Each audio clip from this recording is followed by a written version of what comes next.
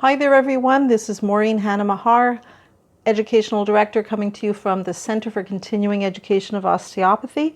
And we're continuing in our podcast series where we're discussing the benefits of learning and incorporating a biomechanical approach to cranial osteopathy within your manual therapy practice. So now we're into reason number 2, which is not actually about how it will benefit your practice or how it will benefit your patients, but how it will benefit you. So it's all about you and actually your own ergonomics and your own back pain and your own energy. And we all know as manual therapists that we have to be in top shape doing what we do, and that we also have to have a good amount of energy to be able to devote to the work that we do with our patients. Now, for those of you who've listened to my podcasts in the past, as I've already told you, you probably know that I've been performing cranial osteopathy as a specialization within my own practice for a good 18, getting on to 20 years now. And I studied in a school that placed a really strong emphasis on cranial osteopathy in their curriculum. And I'm talking about a Sutherland biomechanical approach. I'm not talking about craniosacral. I chose that school for that reason, and I wrote my thesis in that field as well. And then I went on to specialize in it in my practice for over 10 years. So that's why I'm able to design such advanced courses in this field, as well as take advanced concepts and bring them down to a level that makes it easy for you to learn and understand when I'm teaching it. Now, I guess you could say that based on that, I have a fair bit of background. So we all know that as manual therapists, if you work in your feet all day long, you know that actually being able to sit down during a session is actually a bit of a luxury. And I found that when I was working on pregnant women, certain techniques, and if you've taken my course in treating obstetrical patients, you've seen how some of the techniques that we do actually help if you're actually on the same horizontal plane as your client, if you're trying to balance, for instance, the occiput and the sacrum. And so I found that the best way to do that without hyperextending my back was to bring up a chair and to sit down. And lo and behold, I actually felt a little guilty that I was sitting while I was treating a patient. I felt as if I had to be active and busy and moving to be earning my keep. But I also found that being able to sit back and rest the rest of my body allowed me to put my intention more into my hands and actually be more effective. So the happy side effect was that I got to rest my lower limbs, and the benefit was that I was actually able to be more present and focus more on what I was doing. So the first thing that we have to do is we have to overcome any type of guilt or imposter syndrome we might feel by thinking that just because I'm sitting down doesn't mean that I'm not being effective.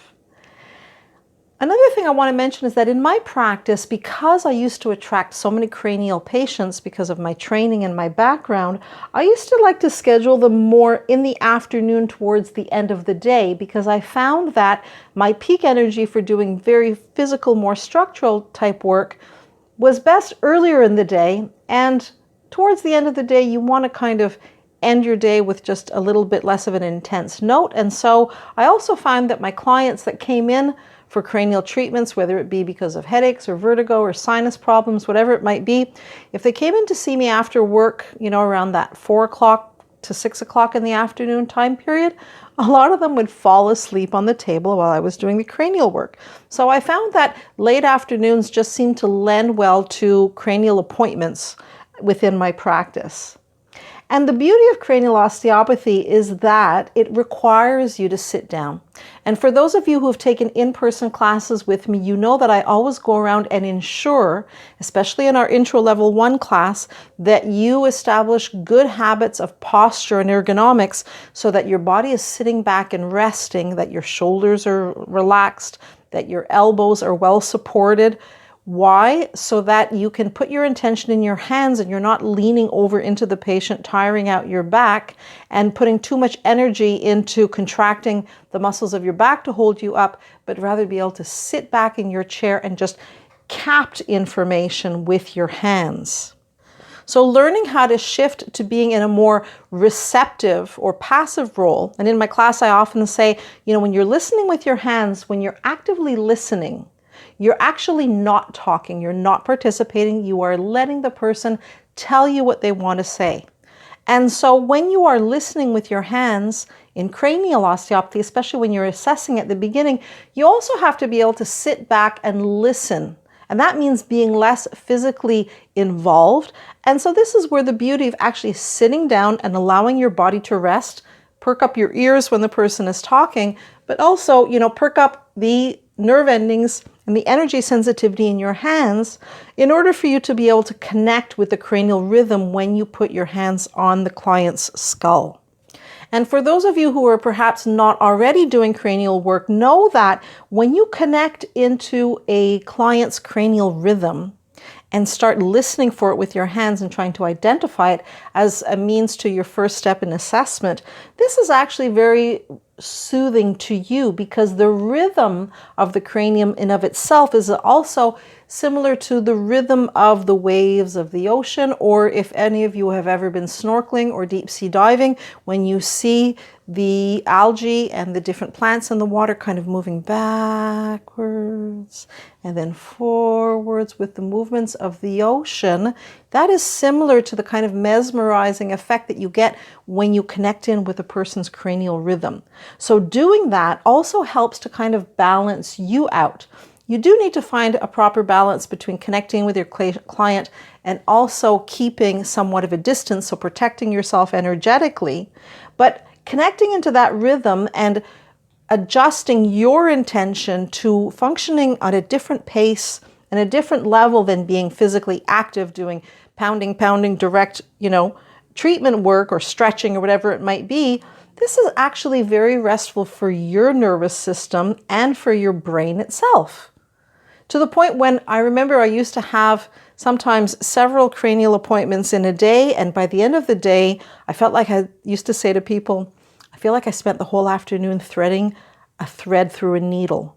And now I just want to get in my car and drive fast and blast rock music, because the truth of the matter is that you also go into a different alpha wave state, and it's great and restful for your brain, but then your body also wants to wake up. So the rest that your nervous system and your brain gets as it tunes into operating on the level that cranial osteopathy requires is actually restful and good for you. So who can beat that?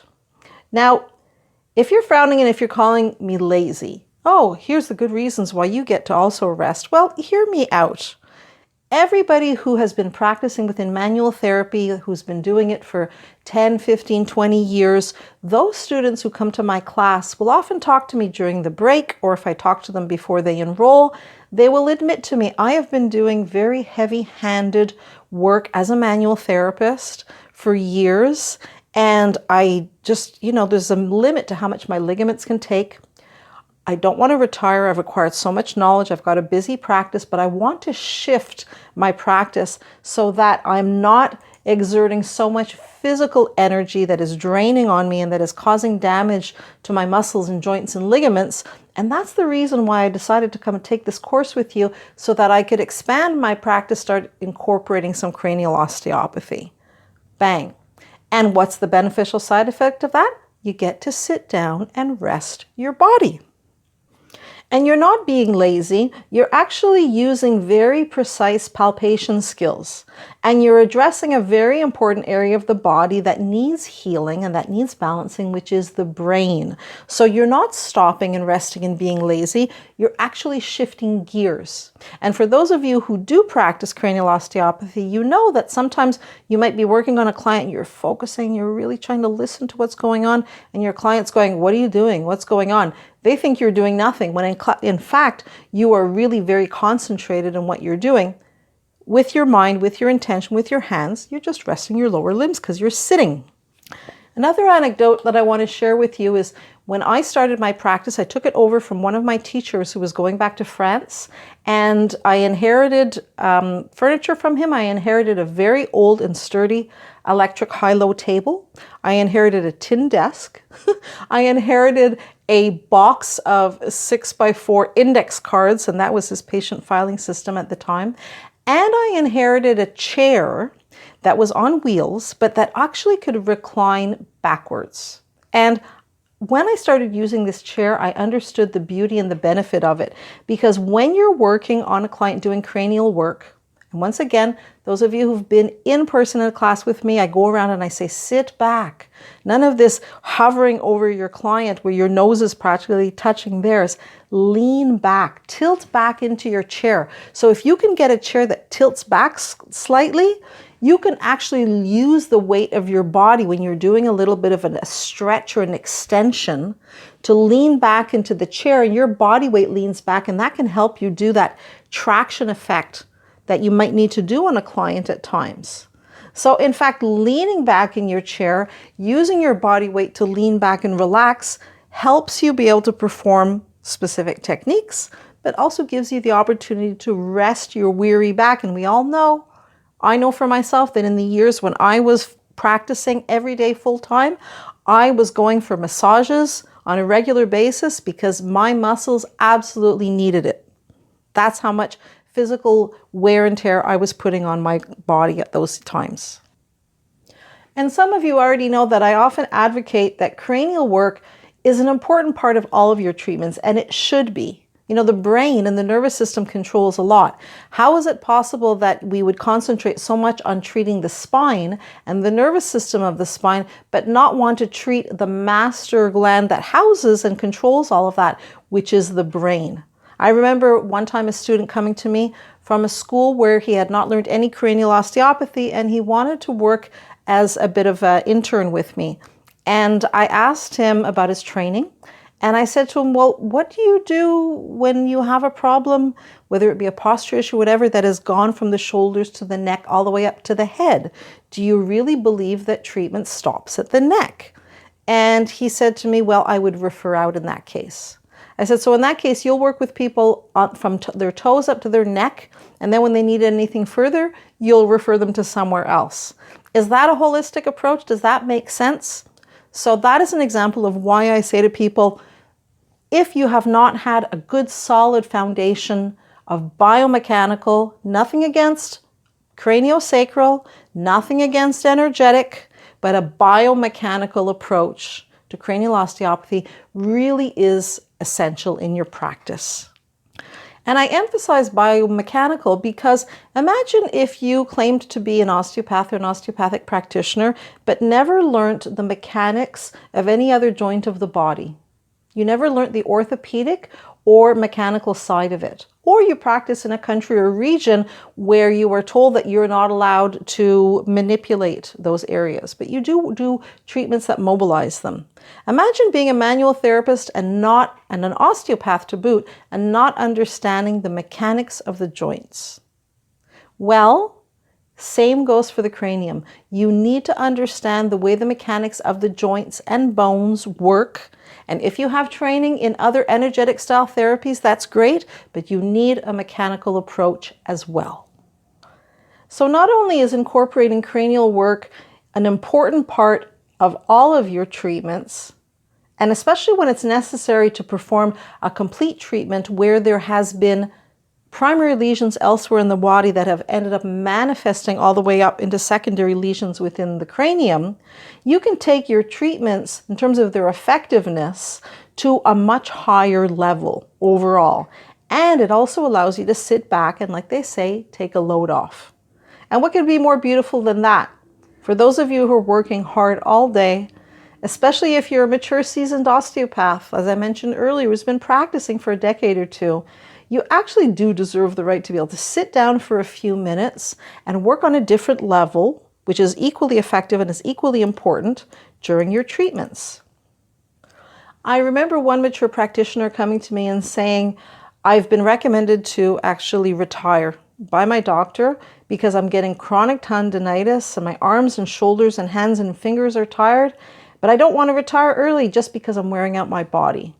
I need to be able to start working on a more subtle level, a level with my clients that allows me to be able to reserve a little bit more of my energy and just have less wear and tear on my body, while still being able to give them, highly effective treatments. And I believe that learning cranial osteopathy with you will help me do that. What do you think? I want to start working with my brain like you do, rather than with brute force. And that's why I want to enroll in your course. And when I hear students or potential students tell me that, I say, amen, brother. Or amen, sister. Absolutely. I understand. One of the reasons I think why I was able to practice full-time for as many years as I did, whereas I've seen some other people have to retire sooner than they would have liked to, because they allowed themselves to overuse their body and overuse their joints using heavy-handed techniques that caused far too much strain and wear and tear on their limbs or on their back and caused them to retire early. Instead of thinking about retiring, think about cranial osteopathy. Imagine having a day that allows you to be able to calm down, slow down, and focus on your own breathing and bring it into a more rhythmic and calm manner, and for you to focus and tune into your patient's cranial rhythm. I remember sometimes I would be going to my work and perhaps the traffic was bad, or for whatever reason I was arriving there a little bit frazzled. And I was actually grateful that my first client that I was going to be working with is going to be a cranial client, because I need to sit down and I need to recenter myself and reconnect. And working on this client on a cranial level is going to allow me to do that. So take a minute to imagine it for yourself. When you're doing this kind of work, you're expending a lot less physical energy, but you're operating energetically and mentally on a very different level, a level that's somewhat similar to being in a meditative state. And yet throughout it all, you're still performing highly refined, very specific and very advanced techniques, as those of you who learned those basic techniques with me already know. So if you aren't ready to retire, or if you're tired of having a tired and sore back, then consider adding cranial osteopathy to your scope of skills and techniques. It'll allow you also to be able to inject a new form of enthusiasm into your practice by working with pathologies and dysfunctions that are of a cranial nature. It allows you maybe to expand and address working with clients that you've never worked with before. We all know that the vast majority of people who come to consult with us for manual therapy have back problems, and it can get old. And so working on the cranium can actually allow you to be able to expand and start bringing in, like I did at one point. I used to travel 1 day a week to a clinic in a city about an hour or so north of Toronto, because they were a clinic specialized in concussions. And their physiotherapists sometimes had clients that needed manual therapy, and a form of manual therapy that knew how to treat concussions. And so I would travel up there once a week or once every 2 weeks to treat their concussion clients. And that allowed me to be able to expand and do something new and do something different. That allowed me to keep my interest and my enthusiasm for being a manual osteopathic practitioner alive. It's also nice to be able to come in and be an expert on a certain field, stand out from the competition, and have people know that you're coming in as an expert in a specific area. It engenders a certain degree of confidence. It helps you establish rapport with a client. And there's nothing better than a client who already knows that they've been recommended to you because you have a certain area of specialization, than a client coming to you with suspicion and a certain amount of doubt. So learning and incorporating cranial osteopathy into your practice is, in my opinion, reason number 2. You want to be able to give your body an opportunity to rest a little bit, reduce that wear and tear on your joints, give you an opportunity to be able to sit down, lean back on your chair, and work on them on a different level. It's not selfish. It's self-preservation, and it's expanding your skill set. And it's reason number 2 for you to think about expanding your scope, doing some online training with us, and taking our very popular course, The Fundamentals of Cranial Osteopathy, assessing and treating the cranial mechanism.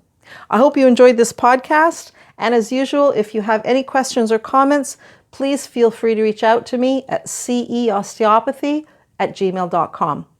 Wishing you a wonderful, productive, and healthy day.